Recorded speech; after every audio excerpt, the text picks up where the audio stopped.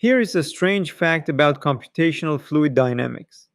In 70 years, computers have gotten roughly a trillion times faster, and CFD simulations still take all night.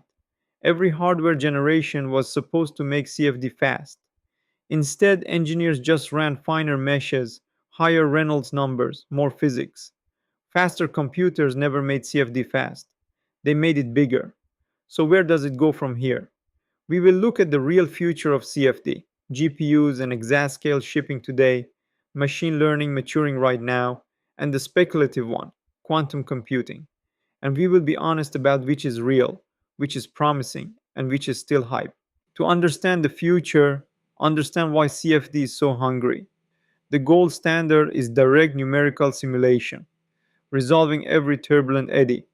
The number of grid points is scaled as Reynolds number to the 9 quarters, and the total work as roughly Reynolds number cubed. Put numbers on it. A commercial aircraft cruises at a Reynolds number around 10 million. The best DNS today reaches a few tens of thousands. That gap is enormous, and Reynolds cubed scaling means closing even part of it costs astronomically more compute.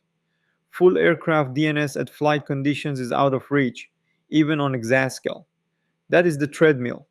More compute does not finish the job, it moves the frontier. So the real question is not what is the next big computer, it is what changes the scaling. Start with what is real and shipping today. The first one barely feels like the future because it already happened. GPUs. Most modern CFD no longer runs on traditional CPUs.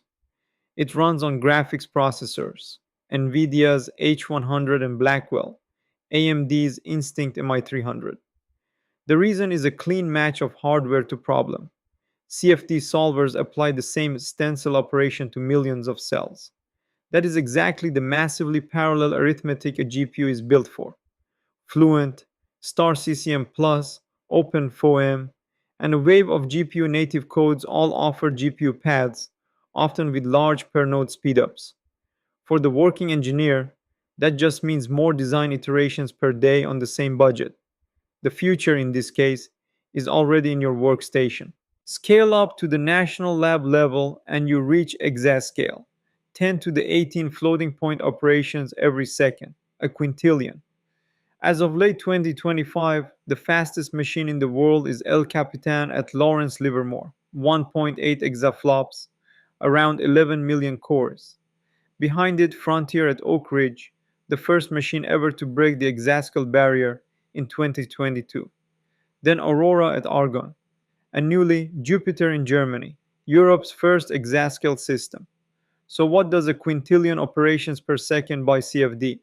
Wall-resolved large eddy simulation of full aircraft components, a complete wing and engine nacelle, bigger research DNS, far faster design iteration. What it still does not buy is a whole aircraft, fully resolved at flight Reynolds number. Even here, the treadmill holds. The genuinely transformative near-term story is machine learning. The simplest powerful idea is the surrogate model. Run a few hundred classical CFD simulations. Train a neural network on them. And for any new geometry, the network predicts the flow almost instantly. The expensive work moves upfront into training. After that, inference is essentially free. And for design exploration needing thousands of evaluations, that is a real revolution. A deeper idea is the physics informed neural network, the PIN from Ricey, Perdicaris, and Karniadakis in 2019. A pin puts the Navier-Stokes equations directly into the network's loss function, so it is penalized for violating the physics itself.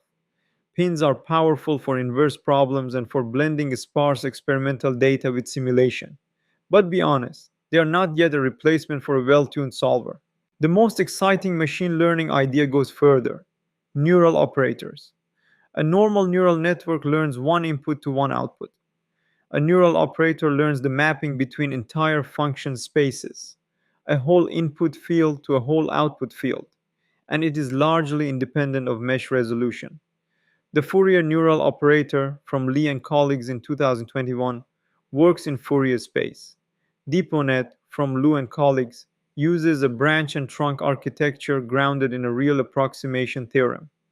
Once trained, Both produce solutions orders of magnitude faster than a classical solver. And here is the proof: this is not just theory, weather forecasting. Models like GraphCast and ForecastNet now produce global forecasts competitive with traditional weather prediction in a fraction of the runtime. Weather is just fluid dynamics on a sphere. If neural operators can do weather, CFD is squarely in their sights. Now the headline: Quantum Computing. Here is why people are excited, and it is a real reason. Strip a classical CFD solver down to what it actually does, and most of its runtime goes into one operation: solving an enormous system of linear equations. AX equals B. Every implicit time step, every pressure solve, is a giant linear system. And there is a quantum algorithm for exactly that: the HHL algorithm. Harrow, Hasidim, and Lloyd, 2009, solves a linear system with a runtime that scales logarithmically in the size of the system. Logarithmically, that is an apparent exponential speedup over any classical method. If that held end to end, it would not be an improvement to CFD, it would be a revolution. So that is the promise. But notice I keep saying apparent and in principle, because the fine print is where the real story lives. Here is the honest reality of quantum CFD. Three obstacles. Obstacle 1: the input output bottleneck. The HHL algorithm does not hand you the answer, it gives you a quantum state. Reading the full flow field back out, cell by cell, can cost as much as the classical solve you were trying to beat. An exponential speedup in the middle is worthless if the two ends are slow. Obstacle 2: the deep one. Turbulence is nonlinear. Quantum computers evolve states using linear operations. The convective term in Navier-Stokes, the heart of turbulence, has no natural quantum representation. Every quantum CFD method is a workaround: linearize first, then approximate. Obstacle 3: the hardware. Today's quantum computers have hundreds to about 1,000 noisy physical qubits.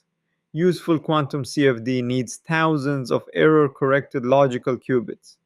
That is a generational gap. The honest timeline for useful quantum CFD is 10 to 20 years, if it works at all. Quantum gets the headlines, but these next ideas are more likely to change the average engineer's daily work within the decade.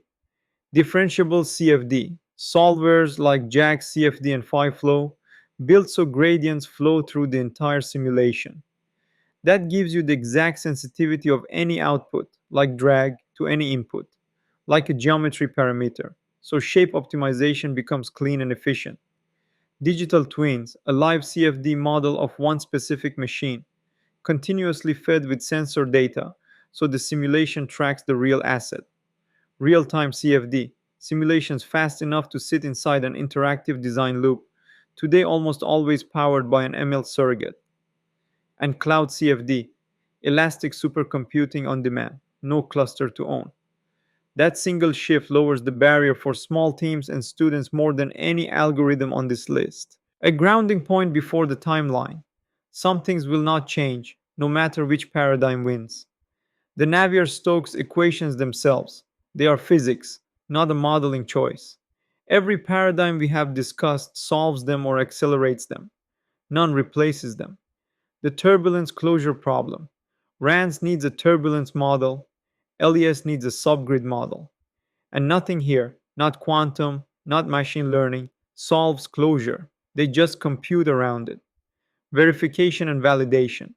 Faster, fancier tools raise the stakes for checking your answer. They do not retire it. Machine learning and quantum outputs need more scrutiny because their failure modes are less intuitive. And engineering judgment. Someone still has to pose the right problem and sanity check the result. A faster wrong answer is still wrong, and a black box wrong answer is worse because it is harder to catch. Let's put it on a timeline honestly. Today to 2030, GPUs and Exascale are the production substrate. Machine learning surrogates spread through design workflows. ML turbulence closures start moving from research into commercial solvers. Quantum CFD stays firmly in the lab. From 2030 to 2040, hybrid machine learning and classical CFD becomes normal. A trusted classical core. ML surrogates for speed, verification around both. Quantum CFD is still research, with at most niche demonstrations, 2040 and beyond. If fault tolerant quantum computers arrive, and if the nonlinearity problem is cracked, and if the input output bottleneck is tamed, quantum CFD could become real for specific subproblems. Three big independent ifs. The future of CFD is not one paradigm crowning itself king, it is a stack. So here is the real future of CFD, not a single revolution, an ensemble. Classical solvers stay, they are the trusted core, the thing you validate against. GPUs and Exascale give them throughput. Machine learning surrogates and closures give them speed where speed matters. Differentiable solvers make them optimizable. And quantum, eventually, maybe it becomes an accelerator for narrow linear subproblems, not a replacement for anything. The engineer of 2040 will not pick quantum or classical or AI. They will orchestrate all of them, and they will still need to know the physics to tell when the answer is wrong. The tools are getting astonishing. The Navier Stokes equations, the closure problem, and the need for good judgment are not going anywhere. That is not a disappointing future. It is a future where understanding fluid mechanics still matters. Thanks for watching. Thanks for watching CFD Toolbox. If you want more CFD content, hit subscribe and check out my other videos on the channel.